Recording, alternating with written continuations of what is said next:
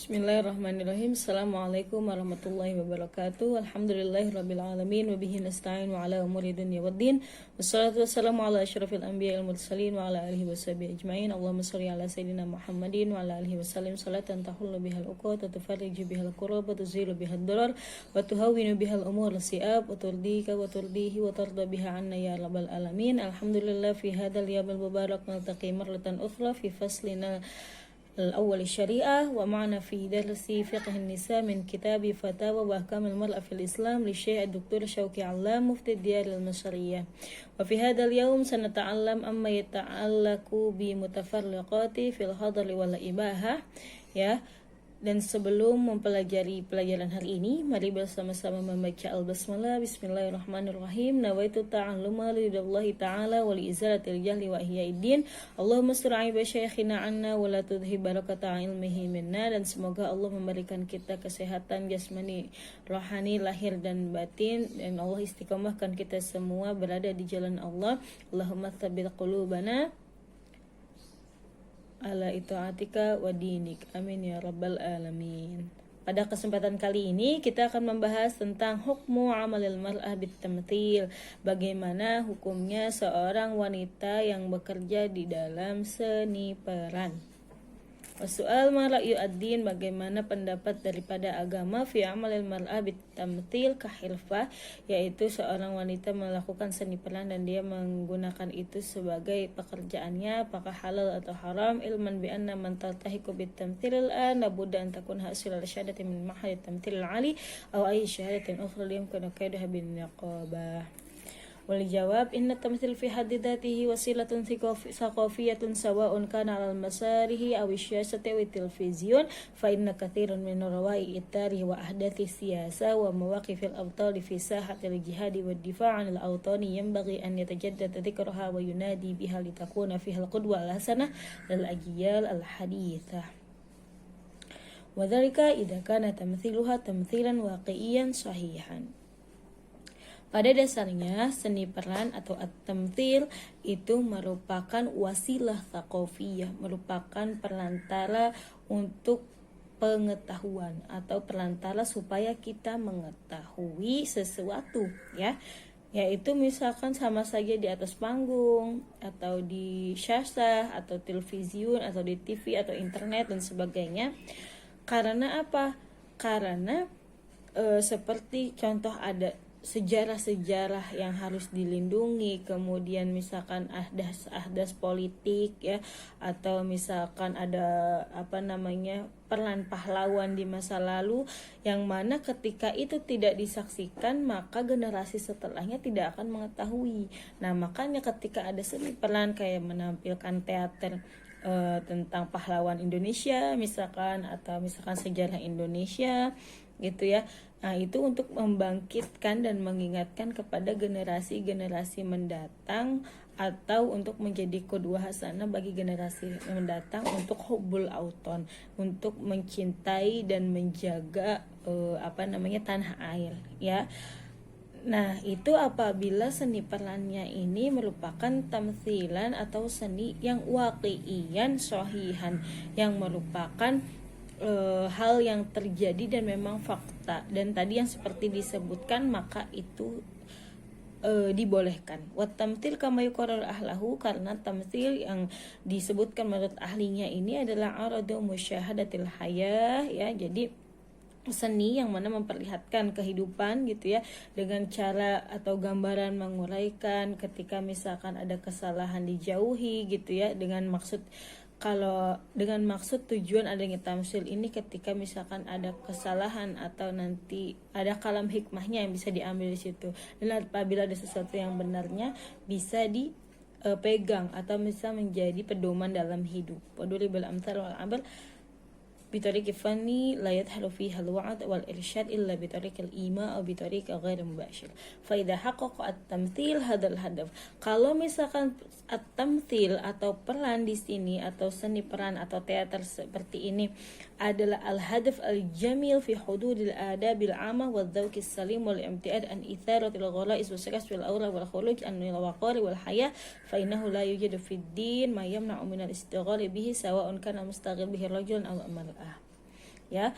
Nah, kalau misalkan semua seni peran ini mempunyai tujuan yang sama seperti yang tadi, yaitu bisa mengambil hikmah darinya, yang benar diambil, yang jeleknya dibuang gitu. Terus ini untuk menjadi kedua hasanah pengingat kepada generasi selanjutnya tentang perjuangan pahlawan-pahlawan masa lalu, atau mengingat kepada sejarah-sejarah yang tidak boleh dilupakan, dan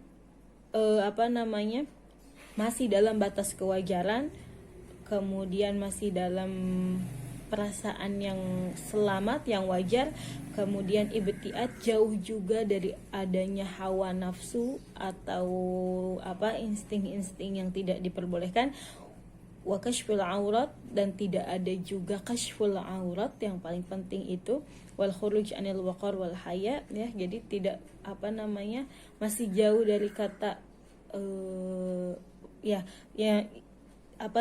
masih jauh daripada kata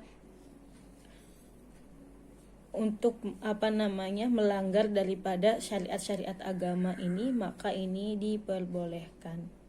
Amma idza tadaman at-tamtsil itsaratul gharais, tetapi kalau misalkan seni peran ini menyebabkan kepada adanya hawa nafsu atau interesting yang dilarang, atau malah memperlihatkan sesuatu yang tidak dibolehkan, maka tamsil seperti ini adalah haram. Ala rijal wan nisa, mau laki-laki ataupun perempuan, karena yuaddi ilal fasad awisyar, karena akan menyebabkan menuju kepada kejelekan atau kerusakan. Wa ma yuaddi ilal haram fahuwa haram, karena sesuatu yang menyebabkan kepada keharaman maka itu diharamkan. Akhda bil mabda'il ma'ruf fid din wa huwa mabda'u saddud darai, yaitu karena kita mengedepankan saddud darai, mencegah lebih baik daripada mengobati, atau mencegah kepada keburukan itu lebih utama, ya. Maka ketika innahu lamani min an taquma ibnataka al bitamthil masyru, ketika seni perannya ini masyru sesuai dengan syariat di batas-batas wajar yang telah disebutkan tadi, maka itu tidak apa-apa. Tetapi naudzubillah, apabila melebihi tersebut maka itu tidak diperbolehkan. Seperti itu, ya. Kemudian setelahnya adalah hukmul khulwah bi ajnabiyah. Bolehkah seorang laki-laki perempuan berdua-duaan di suatu rumah, misalkan yang terkunci pintunya atau tertutup pintunya? Wal jawab, haramal Islam khulwatul rajul bil mar'a ajnabiyya anhu wa hiya allati la takunu zawja lahu wa la ihda qaribatihi allati yahrumu alaihi zawjaha hurmatan mu'abbadah kal wal ukhti wal amma wal khala wa tahsinan lahuma min wasawisi as-su'i wa hawajis asy-syarri allati min sya'niha an tataharrak fi sadrihima anhu inda iltiqaihima wa la thalith bainahuma. Sesungguhnya agama Islam mengharamkan khulwah seorang laki-laki dan perempuan asing, ya, berdua-duaan, yang mana mereka bukan suami istri, bukan juga saudara dekat, dan mereka bukan mahram, mu'abbad, itu, ya. Karena apa? Karena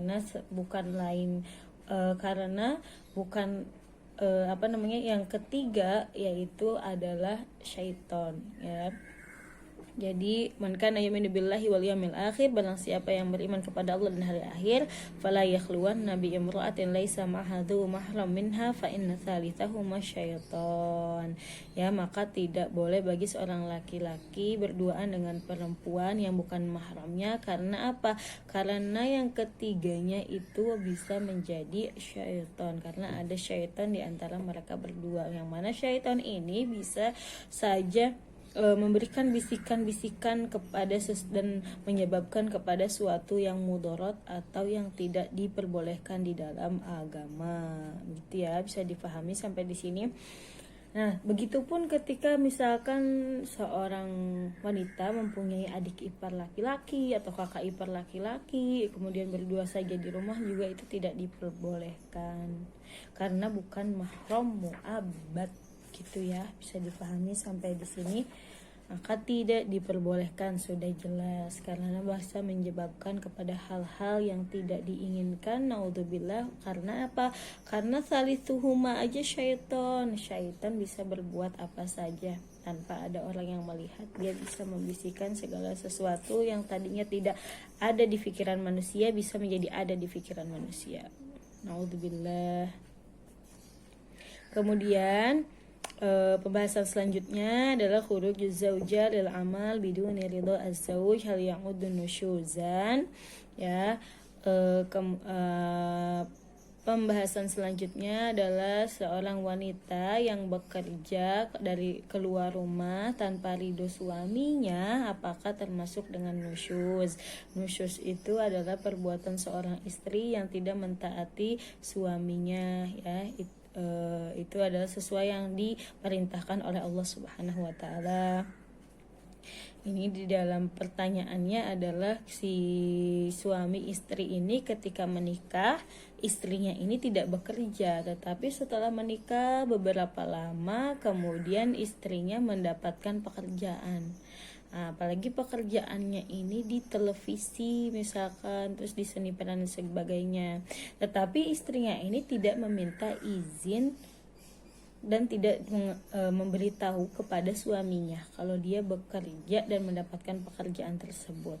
Dan si istrinya ini melalaikan izin suaminya. Karena apa? Karena menurut istrinya ini, suaminya ini akan selalu memberikan ruang terbuka bagi dia, karena suaminya mungkin terlalu rahmah gitu ya, baik, jadi menuruti dan bagi dia memudahkan dia untuk melakukan apa saja. Kemudian setelah si istrinya bekerja, suaminya minta kepada istrinya untuk berhenti dari pekerjaan tersebut dan cukup menjadi ibu rumah tangga atau misalkan bekerja di rumah saja gitu. Tapi istrinya tidak mau. Nah, maka setelah daripada itu suaminya sudah tidak memberikan nafkah lagi kepada istrinya karena dia menganggap istrinya itu berbuat nusyuz atau nasyizah.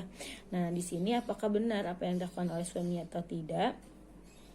Jawab, inna sababa wujubin nafaqati zawjiyah ala zawjiha huwa aqdu zuwaji sahih bi syuruti minha ihtibasu halahiqah wa tafriqaha nafsaha.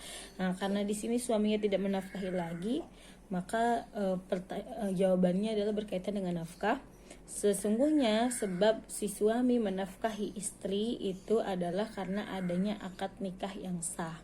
Selain akad nikah yang sah juga dengan syarat ihtibasuha lahiqahu wa tafriqaha nafsuha lahu, yaitu karena isi istri mempertahankan dirinya, mengikatkan dirinya untuk melayani suaminya atau untuk bersama suaminya, maka si suami ini wajib memberikan nafkah kepada istrinya.